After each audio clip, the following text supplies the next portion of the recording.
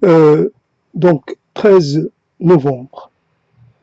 Donc jour sans qualité, vraiment. Est-ce vraiment un jour sans qualité? Donc il y a un questionnement et puis je vais essayer de le développer et de l'illustrer. Jour sans qualité. Jour sans qualité.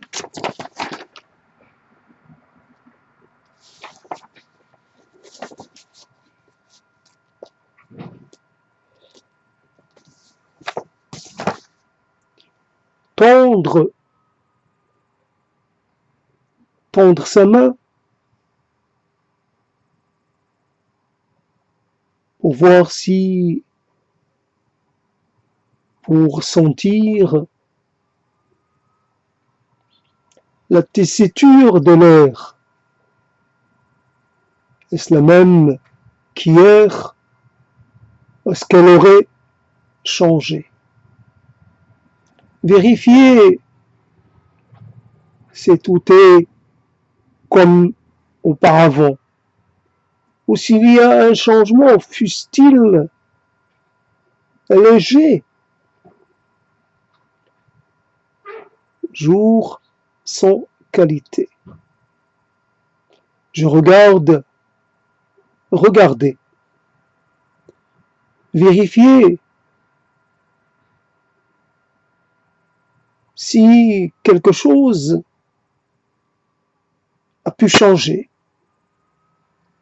Vérifiez si tout est encore à sa place, tout en étant un peu sûr que ça va être le cas. C'est toujours la même chose, c'est toujours le même spectacle, c'est toujours le même silence, c'est toujours le même gris, c'est toujours le même mur.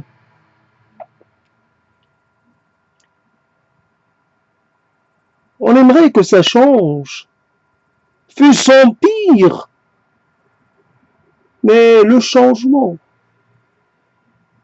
guetter le changement, et se rend compte que il n'y en a point. Il n'y a pas de changement, comme il n'y a pas de miracle, comme il n'y a pas de transcendance, comme il n'y a pas d'immanence, comme il n'y a pas de lendemain qui chante.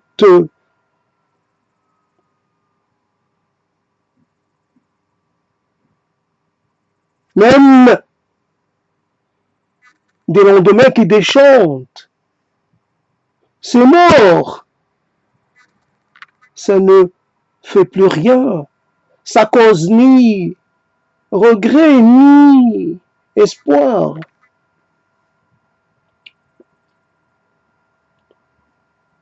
Jour sans qualité. Vraiment. Vérifier les odeurs, sentir si par hasard il y avait une odeur nouvelle, si l'air exhalait quelque chose de midi. Mais le nez ne frémit pas. Le nez semble ne rien reconnaître de nouveau, ni de particulier. Il y a des odeurs ordinaires, comme les odeurs comme les odeurs d'hier et d'avant-hier et peut-être même d'encore plus loin. Jour sans qualité. Marcher tout en ne ressentant rien. Je marchais pour la énième fois. marcher sans but, ou presque. Marcher pour aller vers la même destination. Rien n'a changé, ou alors les changements sont invisibles, imperceptibles. On dit que le changement est une loi fondamentale, mais il n'y a pas moyen de la vérifier. Ni l'expérience ne peut nous en faire approcher, nous faire approcher ce phénomène considéré comme une donnée indépassable, jour sans qualité. Nager en plein marasme, n'avoir goût pour rien, aucune appétence, aucune envie. Goûter la même chose, la même texture, les mêmes effets sur soi.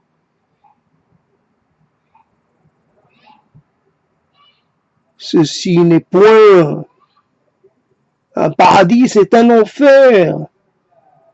Mais un enfer qui vous remplit le ventre. On n'avait pas faim, mais tout en ayant faim, de quoi auriez-vous faim? J'ai faim tout court. Partout où le regard se pose, on ressent comme un vide, comme un manque, comme un besoin non satisfait, et qui ne le sera point. Jour sans qualité. Et les yeux ne rencontrent rien. Il n'y a personne pour renvoyer le regard, pour dire, pour exprimer un désaccord, un positionnement à côté. Se regarder, ou ne pas se regarder, ou refuser de se regarder, parce que le reflet, parce qu'on ne reconnaît pas son reflet. Il n'y a nulle correspondance entre ce que je ressens, ou ce qu'on ressent, et ce qu'on voit. C'est un autre, radicalement autre. Et on n'a pas envie de l'avoir avec soi, de l'avoir en soi, d'être ce soi-là. Et on revient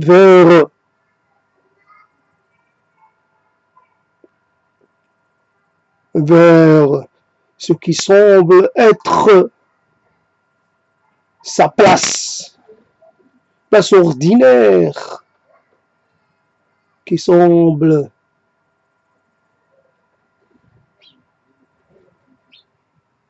avoir le pouvoir de tout absorber.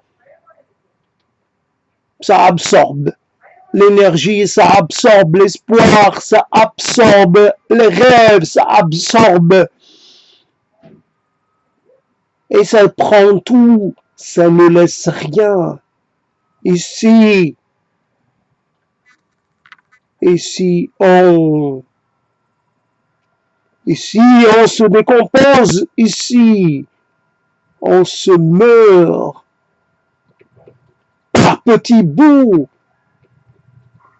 par paliers successifs. Mourir en se regardant mourir, en ayant conscience, agoniser et ne jamais cesser d'agoniser.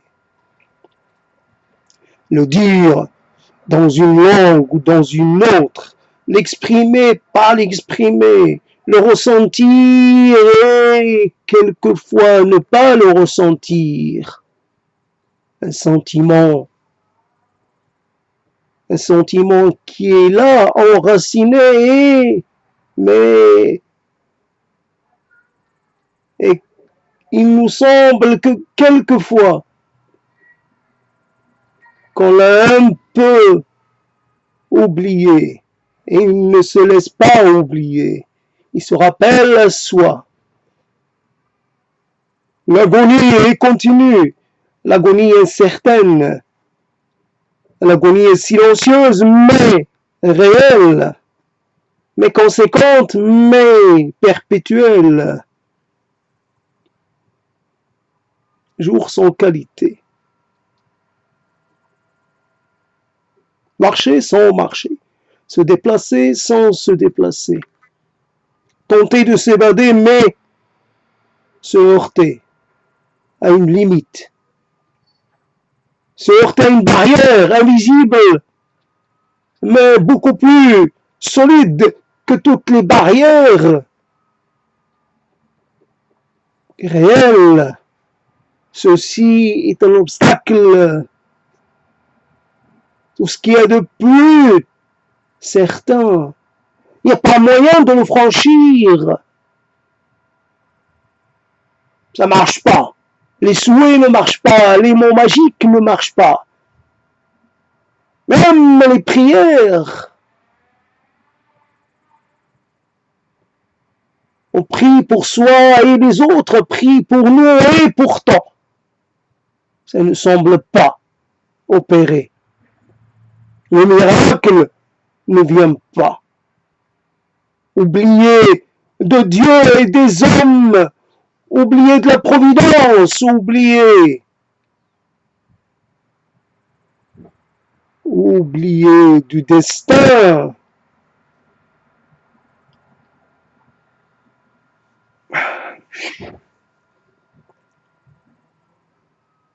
Jour sans qualité.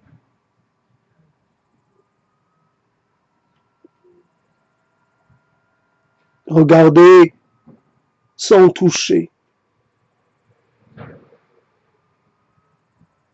Toucher sans éprouver. Éprouver sans ressentir. Ressentir sans pouvoir. Sans pouvoir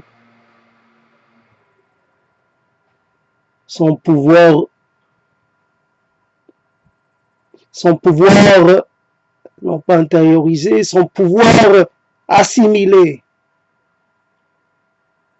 On touche quelque chose qui n'est pas à soi. On touche, on frôle l'étranger, l'étrange, la chose autre, la chose qui nous fuit,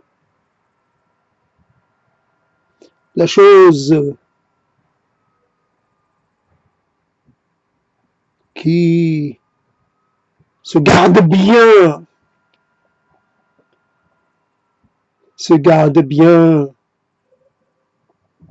de nous répondre, pose la question, pourquoi? Pourquoi une telle attitude? Mais c'est bien sûr, cela était écrit, c'est ton destin, c'est ton sort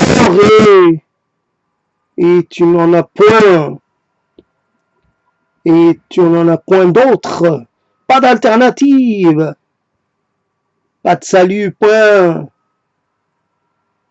de fuite possible. Jour sans qualité.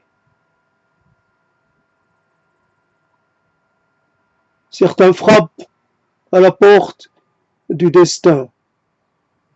quelquefois ça s'ouvre et la plupart du temps, elle reste fermée. On pourrait penser qu'il n'y a personne de l'autre côté. Providence, Providence, où êtes-vous? Où êtes-vous, Sainte Mère des Dieux, où êtes-vous? Sauvez, sauvez l'être perdu, le voyageur errant, que cesse l'errance, que cesse la déshérence, que cesse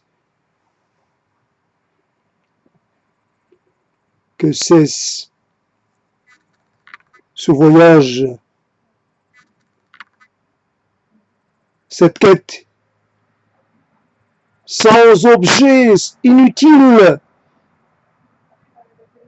jour sans qualité. La lumière est là. On dirait qu'elle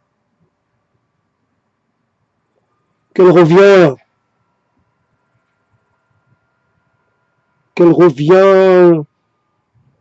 de façon machinale. Qu'est-ce qu'elle veut dire quand elle se représente?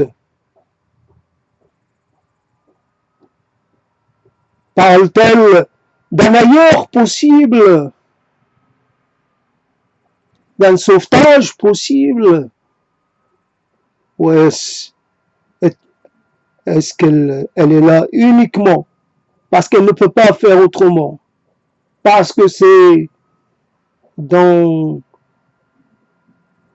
inscrit dans son corps, parce qu'elle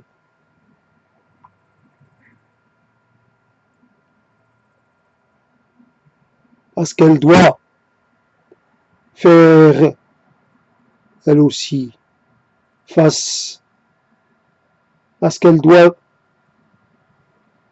faire avec la répétition. La répétition imposée comme un exercice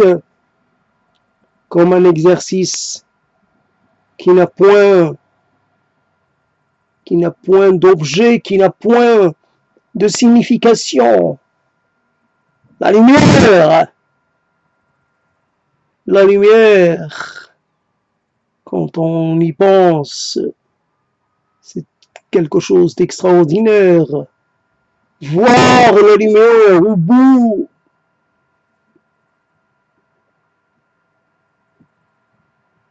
mais avoir la lumière et ne pas pouvoir voir. Être aveugle, non-voyant, en pleine lumière. La lumière du jour n'apporte aucun répit. Elle n'annonce rien de bon. D'ailleurs, elle n'est même pas vraiment là. Comme un ersatz de lumière faiblarde. Cette lumière un peu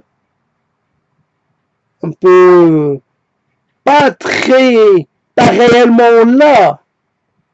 Elle n'a rien avec ce qu'elle peut être à d'autres moments. Forte, dominante, impériale. Cette lumière est un peu vacillante. Jour sans qualité. Ils ont fait leur travail, ils ont assuré le minimum.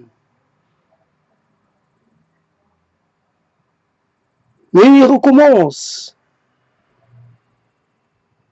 Il faut travailler, il faut continuer, même si continuer de faire la même chose, continuer de recevoir la même chose, continuer de penser à la même chose, prononcer les mêmes mots, formuler les mêmes souhaits et affronter les mêmes limites. pouvoir être, sans pouvoir dire en quoi cela peut consister. Je veux être, mais il n'y a pas moyen de le définir de façon claire. Je veux être. Mais être qui, quoi, à quel moment? Je veux être. Ça reste comme ça, inachevé. Ça reste en jachère.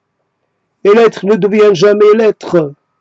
Et l'être cesse d'émettre des souhaits. Et l'être cesse d'attendre et se laisse emporter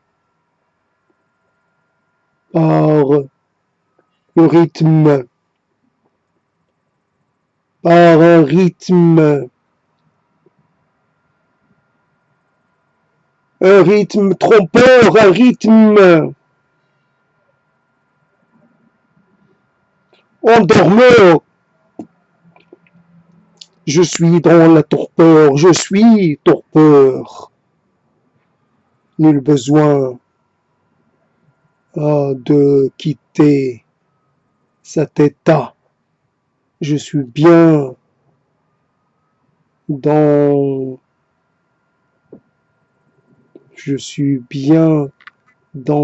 cette torpeur. Jour sans qualité. Sans qualité, évidemment. Sans qualité, c'est jour sans qualité. Voyez-vous,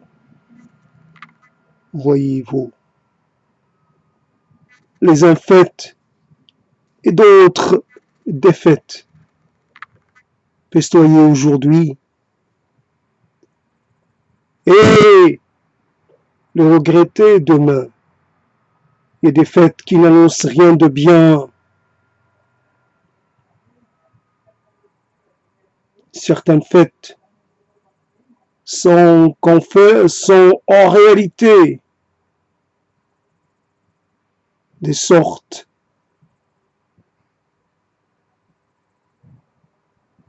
comme si on appelait la malchance sur soi. Tu sembles trop confiant. Tu sembles inébranlable. Tu sembles. Et voici que le temps se charge de te confirmer à l'inverse. Ton inébranlabilité, ton invulnérabilité, elle s'est effritée. Elle est partie. Sans que tu puisses t'en rendre compte, elle est partie. Elle s'en est allée. Où ça? Pas moyen de le savoir. C'est parti avec l'eau du bain, c'est parti.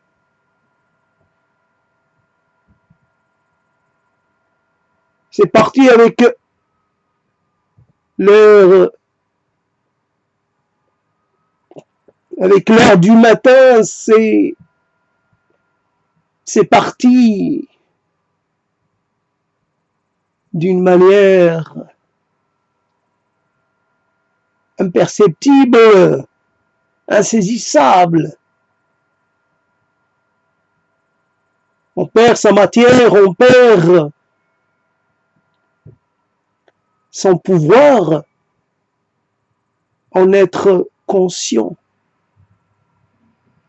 C'est de l'inconscience. C'est de l'inconscience pure, c'est de l'inconscience normale. C'est naturel tout cela. C'est dans l'ordre des choses. Et on essaye de de ne pas accepter de se révolter, de se déclarer en résistance, en insoumission. Je ne peux, on dit qu'il y a moyen d'échapper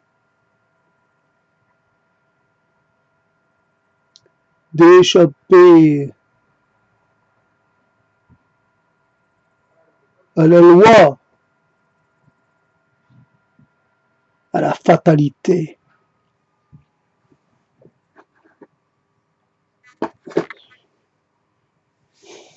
C'est assez compliqué parce que finalement, j'ai l'impression de me répéter, mais je ne peux pas faire autrement. Je me répète et voilà, donc c'est comme ça. Jour sans qualité.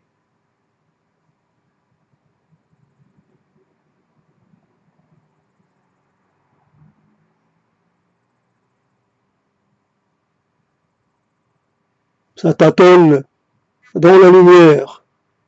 Ça semble ne pas voir ce qu'il y a à côté. À côté, il y a toutes sortes de clés disposées un peu partout. Il suffit d'en prendre une et puis d'ouvrir la porte, donnant sur la dimension des miracles chez Clé, donnant sur le monde parfait, sur l'ailleurs hospitalier. Prendre une clé, on prend deux, les prendre toutes, elles sont à toi, à ton nez, et pourtant, il y a là quantité, pléthore de mots. Prends ce mot, il est à toi. C'est un mot magique, c'est un mot puissant. Prends-le, il est à toi. Mais le mot, on ne sait pas quoi faire avec. Un mot seul, ce n'est pas suffisant. Et confiance. Fais le premier geste. Non, il y a quelque chose qui retient. Il y a comme une conscience de l'échec bien avant d'avoir entamé la moindre action. Être confirmé par avance de sa déroute. Prends ce mot, prends-les tous. Ils sont tous à toi. Ils n'existent que pour toi. Ils sont à ton service. Pourtant, qu'est-ce qu'on peut faire avec des mots? Qu'est-ce qu'on peut arranger avec les mots? Vis, ressuscite, relève-toi. On a pléthore de Lazare et point de Christ et point de Fils de Dieu. On en a des morts. Des morts récents et des morts anciens, et on voudrait tous les faire revenir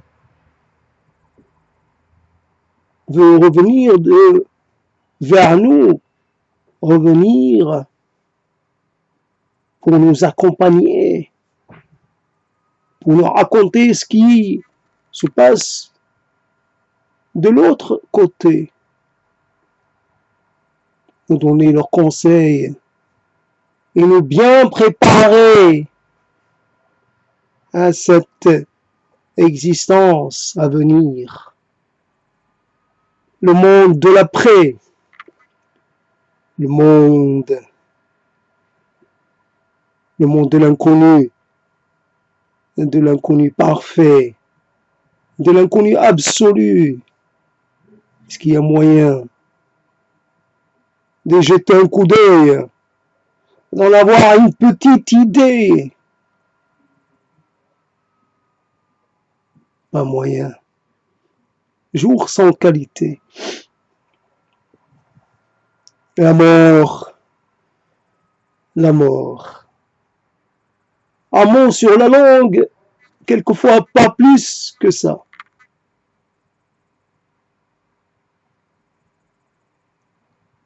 Il est mort, elle est morte. C'était prévisible. Ça tombe sous le sens. Elle est morte. Et il faut bien s'en accommoder. Il est mort. Mais pas totalement mort.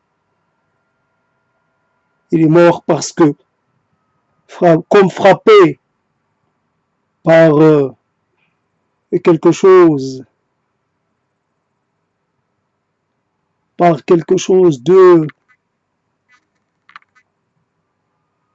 de totalement létal. Une létalité particulière. Mort à l'instant même où quelque chose a traversé son regard intérieur. Il a vu une image, et cette image, elle était l'image de l'horreur elle-même, l'horreur absolue, l'horreur qui n'a pas d'équivalent.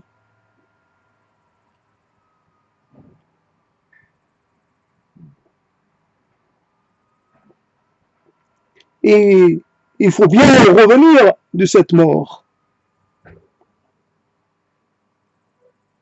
Mort pendant une minute, 10 minutes, 1 heure, une journée. Puis il faut revenir pour goûter à d'autres morts. Il y a toutes sortes de raisons pour qu'on nous impose ces morts successifs, ces expériences hautement déplaisantes,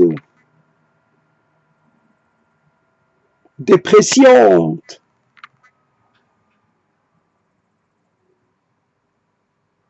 On touche son corps et on ne sait pas si on touche de la chair vivante ou de la chair en liquéfaction. C'est quoi?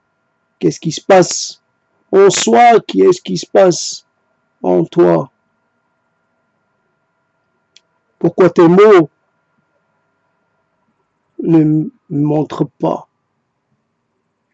la bonne attitude, le bon sentiment, la bonne réaction? Et pourtant, tu ne manques pas d'enthousiasme, mais pourtant, ton enthousiasme ne suffit pas à apaiser, à faire baisser l'angoisse et la terreur même. Que faire face à une terreur sans nom, à une terreur sans visage, à une terreur que l'on ne peut domestiquer. Jour sans tranquillité. Un peu travailler sur les jours intranquilles, les jours tranquilles, ou les jours qui deviennent intranquilles à force d'être trop tranquilles. On peut travailler sur cette idée-là, mais en tout cas, jour sans qualité. Jour sans qualité, référence à l'homme sans qualité. Bien entendu, il y a un lien évident, mais l'homme sans qualité, je ne l'ai pas lu, donc je n'en connais que le titre. Mais ça me permet quand même ça me donne suffisamment, ça m'ouvre sur des possibles que j'essaie de finalement d'incarner.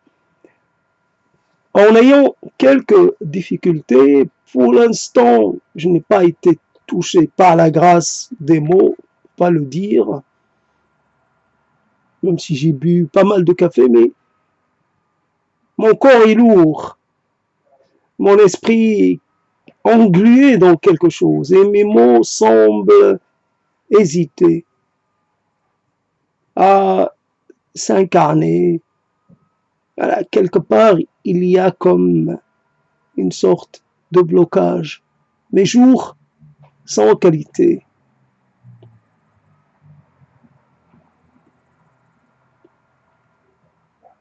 Un visage que l'on voit pour la première fois, ou que l'on voit pour la deuxième, la troisième, la cinquième fois. Qu'est-ce qui fait la différence? La première fois, c'est plein d'espoir, peut-être. La quatrième, cinquième, 6 fois, c'est déjà confirmé. C'est un visage étranger. C'est un visage inaccessible. C'est un visage qui ne parlera pas. Un visage qui ne s'exprimera pas. C'est un visage qui ne vous sourira pas. C'est un visage qui s'ajoutera aux autres visages qui sont restés dans la dimension des figés, comme des gisants. Voilà. Morts tout en étant là, mais les visages rendus inexpressifs parce que tomber dans la dimension de l'indifférence, de l'insouciance, de la pensée autoréférencée.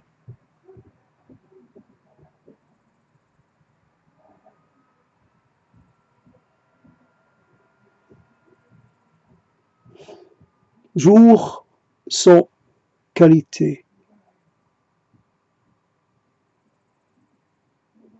Les murs sont faits pour durer. Les êtres, beaucoup moins. Les murs sont là pour accueillir tous les héritiers possibles. Les mêmes murs pour voir défiler des générations et des générations. Et voici qu'il en vient une autre. Ça semble ne jamais pouvoir s'arrêter. Le mur tient le coup longtemps, mais nous, pas aussi longtemps. Le mur n'est pas éternel, mais nous encore moins. Mais nous aimons ce sentiment d'avoir propriété sur les murs. Nous pensons, nous voyons les murs comme nous appartenons, comme étant à notre service. Mais il y a un doute. On ne sait pas qui est au service de qui, et qui est le maître de qui est finalement celui qui héritera de qui. Dans ces murs, dans les murs, certains laissent l'intégralité de leur être. Ils confient aux murs tout ce qu'ils ont été et tout ce qu'ils auraient pu vouloir être. Et les murs, on ne sait pas ce qu'ils en font. Les murs doivent avoir un moyen d'évacuer ce trop plein, ce trop plein de confidences, d'instants, de silence, de susurration. Il a beaucoup parlé à son mur, elle a beaucoup raconté à son mur. Certains ont des murs préférés, d'autres n'ont pas. Après tout, peu importe le mur, pourvu qu'il soit là. Et il dit à son mur. Il lui dit qu'il le reconnaît pour un compagnon fidèle, pour une sorte d'autre soi-même. Et on pourrait comme ça se dire, tant que le mur est là, moi aussi, je pourrais être là. Le mieux, ce serait de se réincarner en mur, on aurait quelque part un semblant d'éternité. On pourrait bénéficier de cette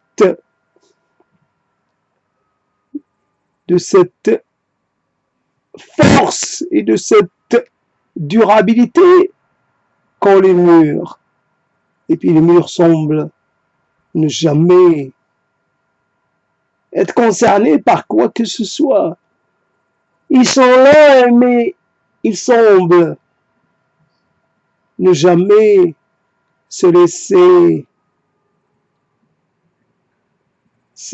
toucher, se laisser ébranler par tout ce qui pourrait se passer à côté. Les murs ne guettent pas l'information. Ils ne cherchent pas à sortir de leur lieu pour aller voir si le monde est comme ceci ou comme cela.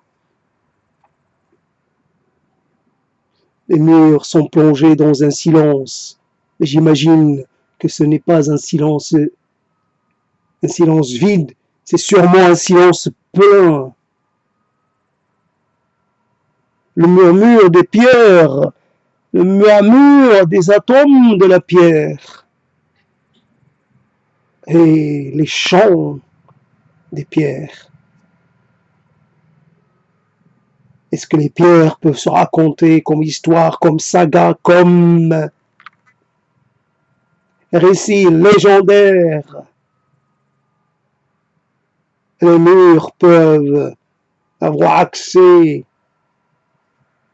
aux anciens temps, quelque part se plonger dans les racines du monde. Chaque atome racontant une partie du récit et de cette façon, tout le monde en est informé, tout le monde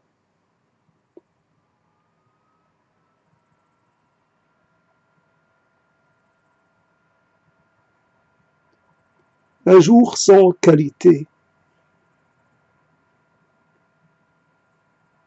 Bien sûr, certains éléments pourraient infirmer cette théorie.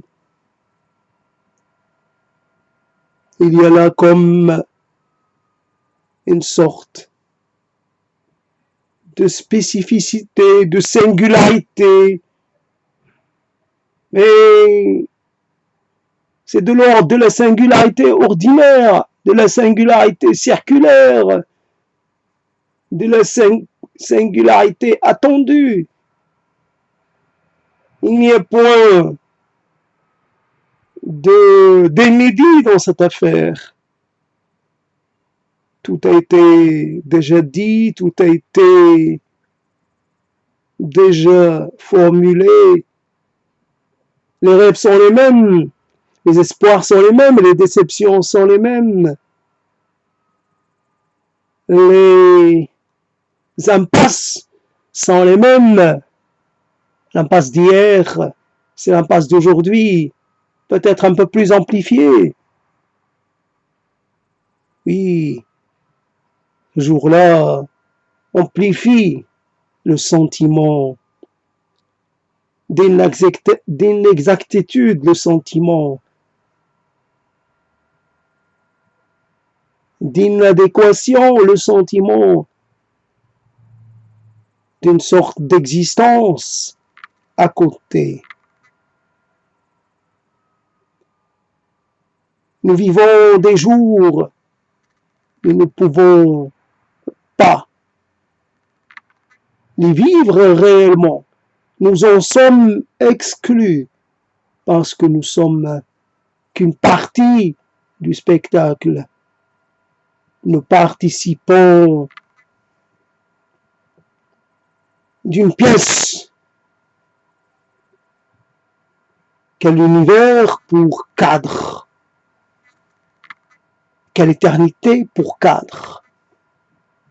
Je viens jouer mon rôle. Je viens exécuter. Et puis, je sors, je quitte la scène sans pouvoir revenir, car il s'agit d'une seule et unique répétition pour certains. Nous ne sommes que des figurants, et les figurants, ça se remplace, ça se déplace, ça s'oublie et ça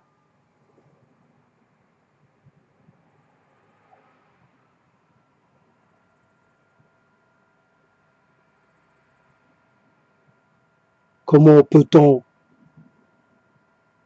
posséder le jour, posséder la lumière, posséder le temps, pour l'arrêter, pour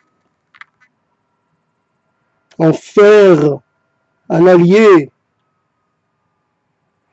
un compagnon, un camarade, un complice.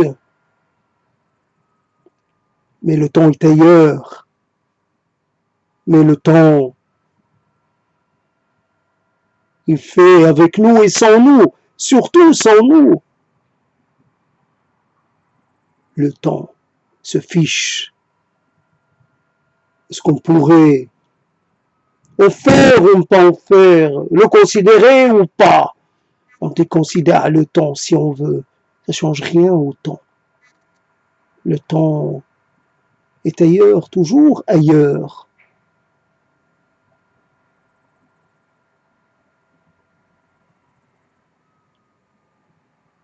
Toujours ailleurs. Mais nous ne sommes qu'ici, toujours ici, perpétuellement ici. On ne quitte pas nos corps, on ne quitte pas nos sentiments, on ne quitte pas nos inaptitudes, on ne quitte pas nos faiblesses et nos inaccomplissements. Nous attendons que quelque chose se réalise. Une chose vaut mieux que rien. Une réalisation vaut mieux que rien. Mais la plupart d'entre nous n'auront même pas droit à cette, comment dire, n'auront même pas droit, non pas compensation, mais je sais plus, j'ai oublié le terme, n'auront même pas droit à cela, aussi minime fût-il.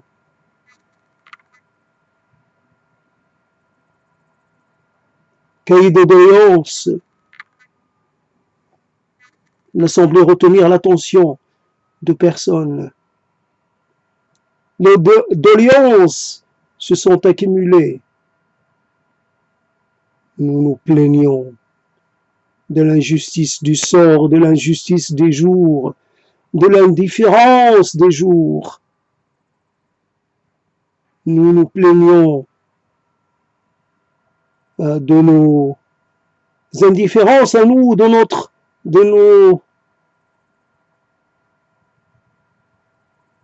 nos enfermements, dans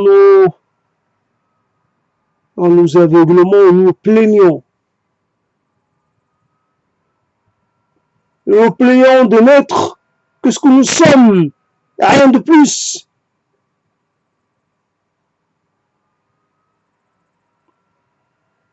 Et même cela, il semble souvent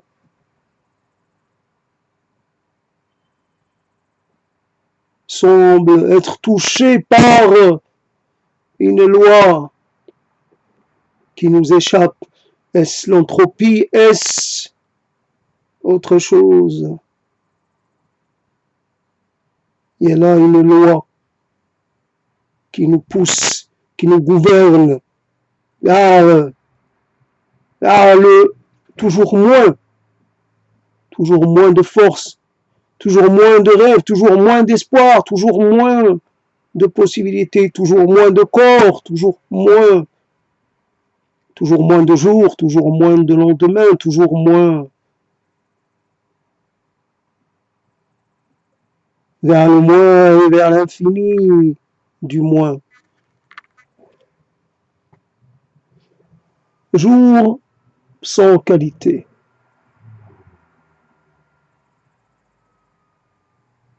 Vouloir ne plus exister. Effacer cette possible erreur de la nature, cette incongruité, cette anomalie, en quelque sorte. Il faut longtemps pour arriver à se considérer comme cela, à se délégitimer de cette façon. Il faut longtemps pour ne plus vouloir s'appartenir, pour cesser de s'aimer de façon définitive. On ne s'aime plus au bout d'un certain temps. On n'aime plus ce qu'on est devenu. On n'aime plus les choses. On n'aime plus regarder sans pouvoir participer. L'exclusion nous guette. L'expropriation nous guette.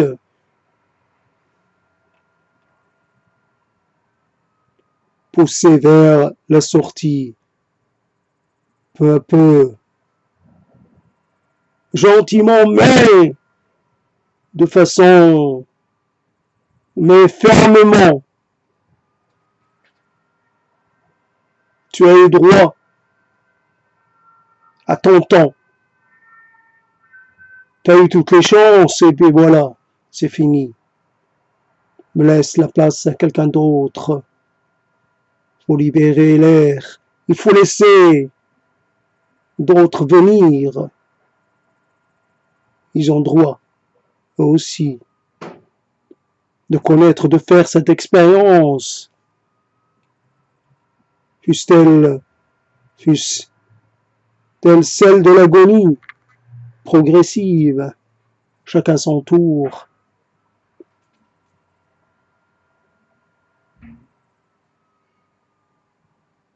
Alors, jour sans qualité, c'est pas du tout évident, c'est pas du tout évident. Ça semble bizarre comme truc. L'idée que, finalement, quand les mots cherchent un peu à parler à quelqu'un d'autre, véritablement, alors on est dans une sorte de... Déjà, les mots, ça crée une sorte d'existence en dehors de soi, et il y a une distance entre soi et les mots que l'on dit, mais quand les mots sont calibrés pour essayer d'intéresser, d'interpeller, impossible, auditeur, à ce moment-là,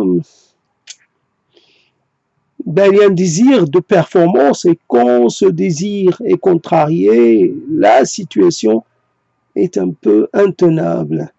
En tout cas, jour sans qualité, je l'ai bien entamé, je ne pense pas pouvoir bien l'achever. Je sais pas, je bloque, jour sans qualité. J'ai besoin de m'appuyer sur quelque chose. Et je n'ai pas ce quelque chose, je sais pas où il se cache ce quelque chose.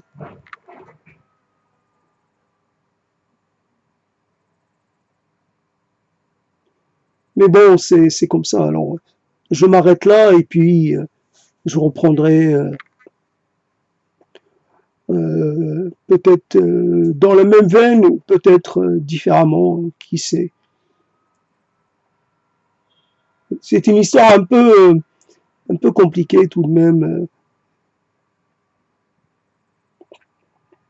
On pense pouvoir, malgré tout, créer une sorte de, j'allais dire à force, comme un peu le pouvoir magique des mots, à force d'une certaine façon, d'essayer d'attendrir le destin ou l'interpeller. Voyez, entendez combien je suis à plaindre et un peu éveiller la pitié. Je sais pas, que le destin, à la fin, en fin du compte, en fin de parcours, un peu, veuille bien euh, nous favoriser, même pendant un peu de temps. Et quelquefois, ça peut être de l'ordre des mots, avoir à sa disposition des mots que l'on n'avait pas auparavant, avoir à sa disposition une facilité, une capacité à créer de l'entraînement, à créer presque de euh, comment dire, d'avoir une sorte de connaître un certain foisonnement dans les mots, foisonnement des mots, ce n'est pas, ça semble ne pas être le cas. Quelquefois, il y a beaucoup de mots qui viennent et d'autres, ça semble un peu marquer le pas. Alors je m'incline et je considère que je suis vaincu un peu par une sorte de paralysie, j'espère, passagère. À bientôt dans un autre moment.